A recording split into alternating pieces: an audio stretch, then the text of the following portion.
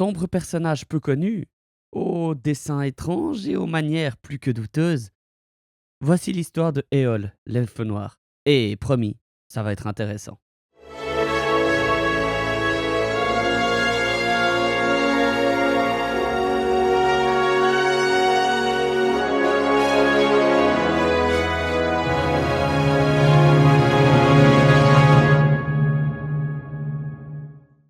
Éole avait le cheveu du noir de la nuit, l'œil sombre et était vêtu de sombre aussi. Il était grand, quoique les années de travail à la forge l'aient voûté. Car Éole était un forgeron talentueux. Mais commençons l'histoire par son début. Si l'enfance d'Éole, ou même le nom de ses parents nous est inconnu, il est en revanche clair qu'il faisait partie des gens de Thingol. Ainsi, il vivait au premier âge, au royaume de Doriath. Mais la présence des autres gens de Thingol le mettait mal à l'aise. Il préférait plus que tout la solitude et les longues marches à l'ombre des arbres de la forêt de Region. Le jour où l'anneau de Melian fut dressé pour protéger Doriath, Éole en eut assez et laissa sa maison pour quitter la forêt de Region sans un seul regard en arrière. Il se dirigea à l'est, vers la sombre forêt de Nan Elmoth. Nan Elmoth était une forêt du Beleriand oriental, plus à l'est encore que Doriath et au sud de la rivière Kellon. L'une des deux routes empruntées par les nains depuis les montagnes bleues vers le Beleriand passait aux abords de Nan Elmoth. C'est là que se trouvaient les arbres les plus grands et les plus sombres de tout le Beleriand, bloquant entièrement le soleil, rendant le sol si sombre qu'on y voyait comme à travers une pelle. Donc, il était facile de s'y perdre. Très facile. C'est donc au plus profond de cette forêt que Éole partit se terrer. Là, il construisit une forge et une maison qui occupera la majeure partie de ses premières années en Nan Elmoth. Ah, quand je vous dis que Éole était un introverti clair et net, si Éole se cachait ainsi à la face du soleil, c'est qu'il était empli de nostalgie pour l'époque d'avant la venue de l'astre lumineux. Il soupirait et se remémorait de cet âge où les étoiles brillaient dans le ciel et que nulle lumière ne cachait leur éclat. Il tenait en partie les Noldor responsables du retour de Morgoth et avec lui tous les malheurs de la Terre du Milieu. Comme sa maison était située non loin de la grande route des nains, Éole se lia d'amitié avec eux et apprit en premier lieu beaucoup de leur savoir-faire. Plus tard, il fut même invité dans les demeures des seigneurs de Belegost et de Nogrod. Et là, il se fit de nombreux amis, tandis que les nains apprenaient de lui quelques nouvelles des Eldar du Beleriand, ou en tout cas autant qu'un ermite comme lui pouvait leur en donner. Alors qu'il apprenait l'art de la forge des nains, il conçut le Galvorn. Il s'agit d'un métal issu de météorites. Il était noir et scintillant d'un éclat similaire au jet, plus facile à travailler que l'acier ou le fer, et pourtant plus résistant que la meilleure armure des Eldar, car nulle lame ne pouvait l'entamer et nulle flèche le percer.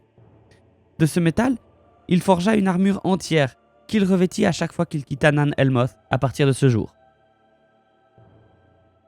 Dans les ténèbres de Nan Elmoth, Éole accomplit son plus grand chef-d'œuvre.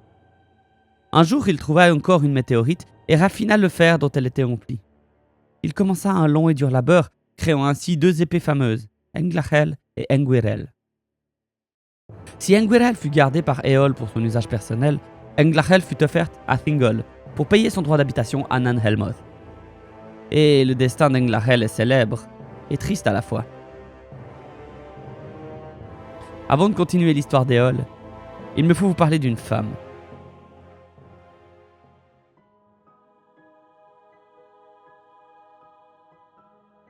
Son nom est Aredel, sœur du roi Turgon de Gondolin. Aredel est née à Valinor, plus probablement à Tirion, la belle cité des Noldor. Lorsqu'elle fut adulte, elle était plus grande et plus forte que la plupart des autres femmes elfes. Et elle aimait monter à cheval, chasser dans les forêts et tout ça. Elle était donc souvent aperçue en compagnie des fils de Fëanor. Lors de la fuite des Noldor d'Aman, elle suivit son père, Fingolfin, et ses frères à travers El Caraxé jusqu'en Terre du Milieu. Après son arrivée en Beleriand, elle s'installa quelque temps à Nevrast, où son frère Turgon fonda la cité côtière de Vinyamar. Plus tard, lorsque Turgon construisit la cité cachée de Gondolin, Aredel partit avec son frère et sa fille Idril pour s'y installer. Au bout de 200 ans, la nostalgie des forêts et des vastes étendues l'envahit, et elle demanda à son frère, devenu le roi Turgon de Gondolin, la permission de partir. Au début, Turgon se montra réticent, car il craignait pour sa sécurité et pour le secret de son royaume. Il finit par céder, lui donnant une petite escorte de seigneurs de son peuple pour la protéger. Ignorant la demande de son frère qui souhaitait qu'elle n'aille voir que leur frère aîné Fingon, elle décida de rencontrer à nouveau les fils de Fëanor. Ils cherchèrent à passer par Doriath, mais on leur refusa le passage à cause de leur appartenance à la branche des Noldor. Aredel et ses compagnons furent alors contraints de se diriger vers le nord, à travers la région traîtresse de Nandungortheb, au nord de Doriath, où ils furent séparés, empêtrés dans les ombres. Malgré tout, Aredel poursuivit seul sa route vers Imlad, le pays des seigneurs Celegorm et Curufin. En arrivant à Targelion, cependant, elle apprit qu'ils étaient absents. Alors Aredel vécut à Imlad avec le peuple de Celegorm qui l'accueillit en attendant le retour des seigneurs. Mais au bout d'un certain temps, elle se lassa de les attendre et commença à faire ses propres voyages pour passer le temps. C'est au cours de l'un de ces voyages qu'Aredel s'aventura dans la sombre forêt de Nan Elmoth. Ainsi nous recoupons avec l'histoire d'Éole, qui à cette époque vivait, comme vous le savez, terré à Nan Elmoth. Alors qu'Aredel pénétrait sous la sombre voûte de Nan Elmoth et s'y perdait, Éole l'épiait. Il la trouva belle et la désira profondément. Ainsi, il trouva le moyen de l'attirer toujours plus loin sous les arbres, toujours plus près de sa demeure. Il l'a accueillie chez lui et l'a réconfortée. On ne sait pas vraiment combien de temps s'est écoulé ainsi, mais Éole et Aredel s'unirent. Éole imposa des règles simples à sa femme. Jamais elle ne devrait rechercher ses parents Noldor et toujours elle devrait fuir la lumière du soleil. Mais sous le couvert de la nuit, ils voyagèrent longtemps ensemble à la clarté des étoiles. Il est même probable qu'Aredel passa des moments vraiment bons en compagnie d'Éole. Ainsi, 4 ans après leur rencontre, Aredel donna naissance à un fils, qu'en son cœur, elle nomma Lomion, l'enfant du crépuscule. Éole plus tard lui donnera le nom de Maeglin, ce qui signifie regard aiguisé. Car Éole avait remarqué que le regard de Maeglin était bien plus perçant que le sien.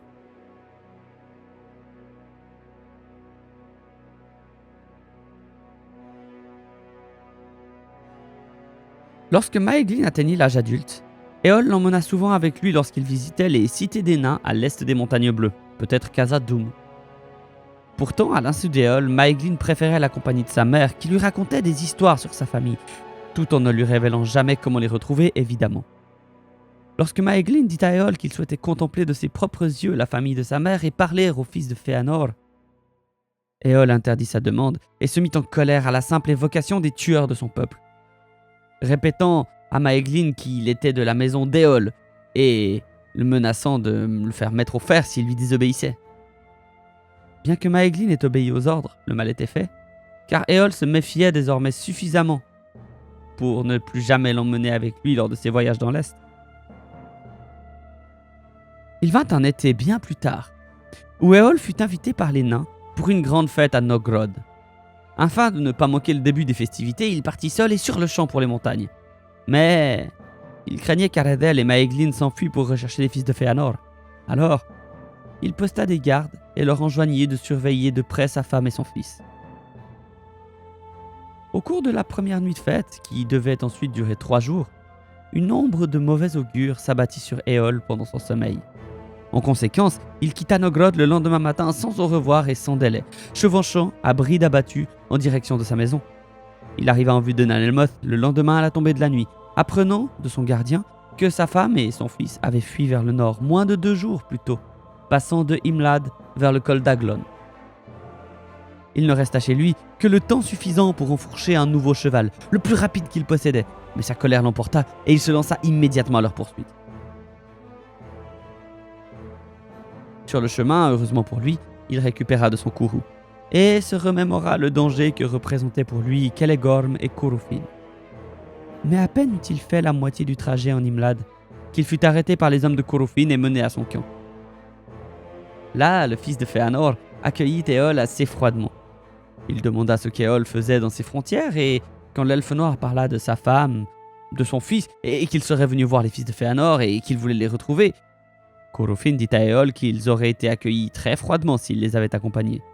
Mais il lui révéla que jamais Aredel et Maeglin n'ont eu l'intention de lui rendre visite et qu'ils ont été vus passant devant la Rothiak, chevauchant rapidement vers l'ouest, près de 2 jours auparavant. Corofin suggérait alors qu'Éole essayait de le tromper, ou qu'il avait lui-même été trompé.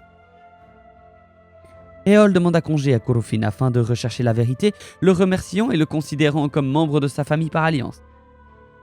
Corofin en prit offense car il dit que le mariage avait été conclu sans le consentement d'Aredel.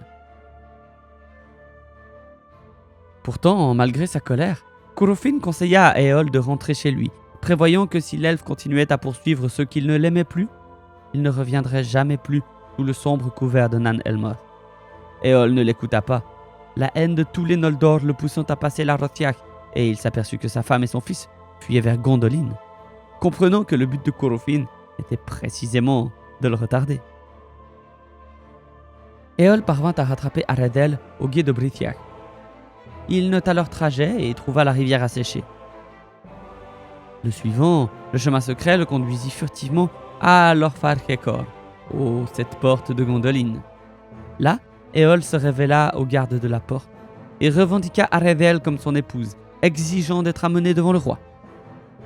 Turgon eut vent de l'arrivée d'Éole et à la demande d'Aredel, il fut accueilli comme un parent. Alors Éole tombait pourtant sous la loi de Gondolin. Et quelle est-elle, cette loi de Gondolin ?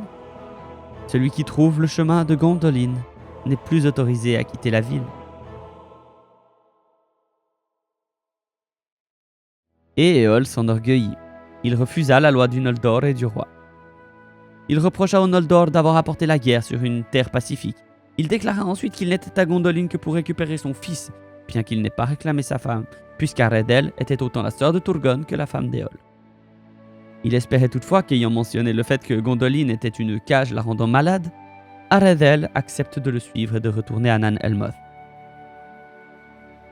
Turgon fit alors remarquer à Éole que les frontières des bois sans soleil, Nan Elmoth, étaient défendues par les armées des Noldor, et que sans leur présence, Éole serait un esclave dans les fosses d'Angband. Éole n'avait donc plus qu'un seul choix, rester à Gondolin ou mourir à Gondolin. Le même choix s'offrait à son fils. Que cela lui plaise ou non, Turgon était le roi à cet endroit. Turgon avait parlé. Furieux de l'humiliation qu'il venait de subir et de la perte de sa liberté, Éole choisit la mort, pour lui ainsi que pour son fils. Et après avoir fixé Turgon, il lança un javelot qu'il tenait caché sous son manteau, sur Maeglin.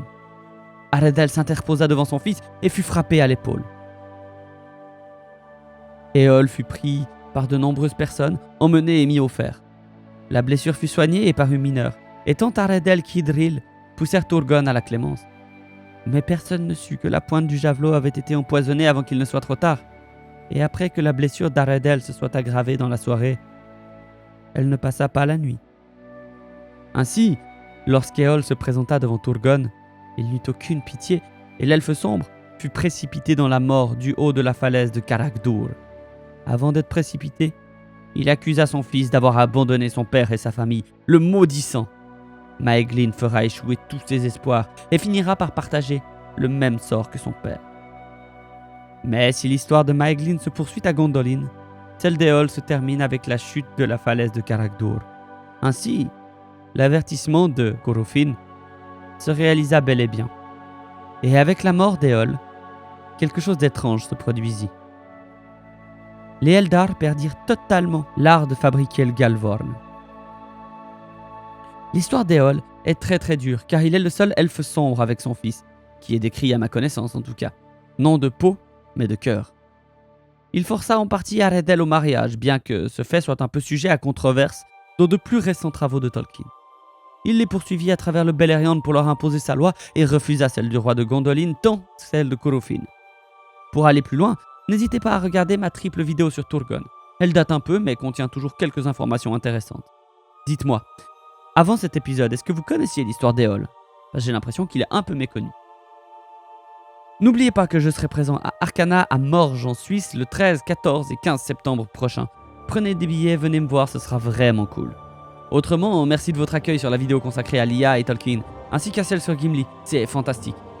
Si vous voulez me soutenir un peu, n'hésitez pas à rejoindre la chaîne avec le petit bouton rejoindre ou à me soutenir sur Tipeee, comme vous le pouvez. Merci d'avance pour tous vos soutiens généreux et à très bientôt en Terre du Milieu. Ciao!